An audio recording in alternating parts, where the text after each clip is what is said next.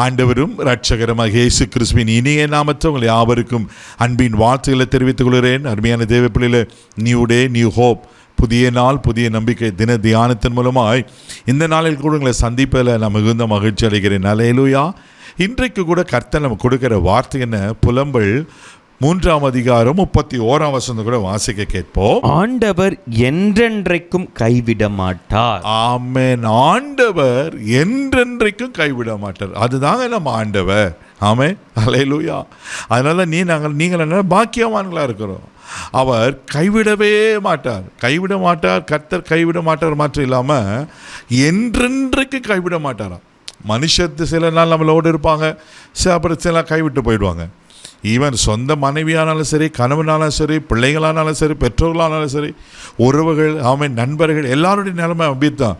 ஆனால் என்றென்றைக்கும் கடைசி வரலும் நம்மோடு கூட இருக்கிற யாருன்னா ஆண்டவர் தான். அதனால தான் ஆண்டவர் நமக்கு வாக்கு பண்ணியிருக்கிறார், உலகத்தின் முடிவு தான் கடைசி நாட்கள் நான் உன்னோடு கூட இருப்பேன், நான் உன்னை விடவே மாட்டேன் என்று. உங்கள் மரண பரியந்தான் நம்மளை கைவிடாத காக்கிற தேவன் யாருன்னா நம்ம ஆண்டவர் தானே. ஹல்லேலூயா. எவ்வளோ அழகாக சொல்கிற. இன்றைக்கி கர்த்தர் நம்மை பார்த்து சொல்கிறாரு, அவர் என்றென்றைக்கும் நான் அவனை கைவிட மாட்டேன். மனுஷர் கைவிட்டாங்களா? சூழ்நிலைகள் கைவிட்டுச்சா?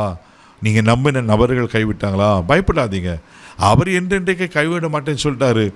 அப்படி நீங்கள் கீழே விழுந்திருந்தாலும் அவங்களை தூக்கி எடுக்க அவர் உண்மையில் தெய்வனாக இருக்கிறார். அல்லேலூயா.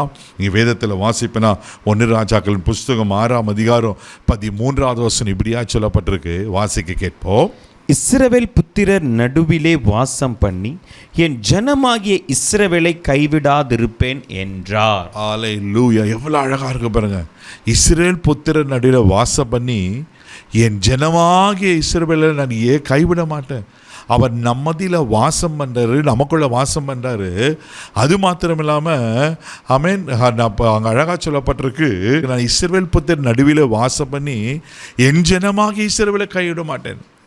அவர் நம் நடுவில் இருக்கிறது மாத்திரம் இல்லாமல் அவரை ஜனமாக நம்மளை வைத்திருக்கிறார். என் ஜனமாக இஸ்ரவேலை கைவிட மாட்டேன். இவ்வளோ ஆண்டவர் பொசஸ் பண்ணுறார் பாருங்களேன். இதை பார்த்து கொண்டு கேட்டுக்கொண்ட தெய்வ பிள்ளை, நீங்கள் யார் தெரியுமா? ஆண்டவர் பிள்ளை. அவர் உங்களுக்கு தகப்பன், அவர்களுக்கு தாய், அவர்களுக்கு மூத்த சகோதரர், அவர் தான் உங்களுக்கு பெஸ்ட் ஃப்ரெண்டு. ஆமென்.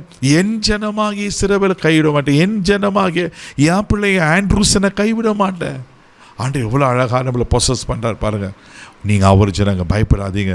அது மாத்திரம் இல்லாமல் உபாகம் புஸ்தகம் 4ஆம் அதிகாரம் 31ஆம் வசனத்தை கூட வாசிக்கும் போது அங்கே இன்னும் அழகாக சொல்லப்பட்டிருக்கோம். வாசிக்க கேட்போம். உன் தேவனாகிய கர்த்தர் இரக்கமுள்ள தேவனாய் இருக்கிறபடியால் அவர் உன்னை கைவிடவும் மாட்டார், உன்னை அழிக்கவும் மாட்டார்.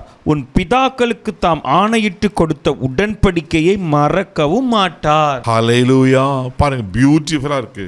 உன் தேவனாகிய கர்த்தர் இரக்கமுள்ள தேவனாக இருக்கிறபடியா அவர் நம்மதில் வாசம் பண்ணுறாரு. அவர் ஜனமான வைத்திருக்கிறாரு. அது மாத்திரம் அவர் நம்ம மேலே இரக்கமுள்ள தேவனாக இருக்கிறார். உன் தேவனாகிய கர்த்தர் இரக்கமுள்ள தேவனாக இருக்கிறபடியால் அவர் உன்னை கைவிட மாட்டார். அல்லேலூயா.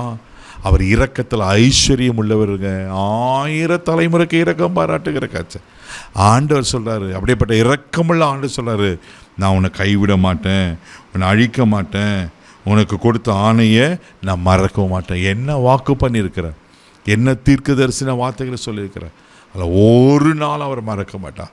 எல்லாவற்றையும் நிறைவேற்ற அவர் உண்மையில் இருக்கிறார். ஆண்டவர் இன்னைக்கு சொல்கிற வார்த்தை என்ன? நான் அவனை மறக்கலை, நீ என்னால் மறக்கப்படுவதில்லை. அப்படி தான் ஆண்டவர் வாக்கு பண்ணியிருக்கிறார். அவர் ஒரு நாளும் உங்களை கைவிடவே மாட்டார். கண்களை மூடி நம்ம செபிக்கலாம். தகப்பனே, உமக்கு நன்றி சொல்லி உமை துதிக்கிறோம். உமை ஸ்தோத்திரப்பா. என்றென்றைக்கும் கைவிடாத கர்த்தர் நீர் ஆண்டவரே. அப்பா, நீங்கள் சொன்ன வார்த்தையின்படி எங்களை கைவிட மாட்டீங்க. நாங்கள் உங்களை நம்பி இருக்கிறோம். அப்பா ஆண்டவரே, மக்கள் ஸ்தோத்திரம். யாரெல்லாம் கைவிடப்பட்ட சூழ்நிலையில் பார்த்து கொண்டு இருக்காங்களோ, எனக்குன்னு யார் இருக்காங்க, நான் அனாதை போல இருக்கிறேன்னே கலங்கி இருப்பாங்களேண்ணா. ஆண்டவரே, உங்கள் இரக்கம் எனக்கு வெளிப்படட்டும்.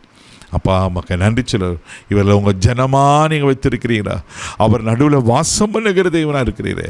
இதில் அப்படியே ஆசீர்வாதம் இருதயத்தின் வாஞ்சிகளை நிறைவேற்றி ஆசீர்வதிக்க முடியாது ஜெபிக்கிறோம்.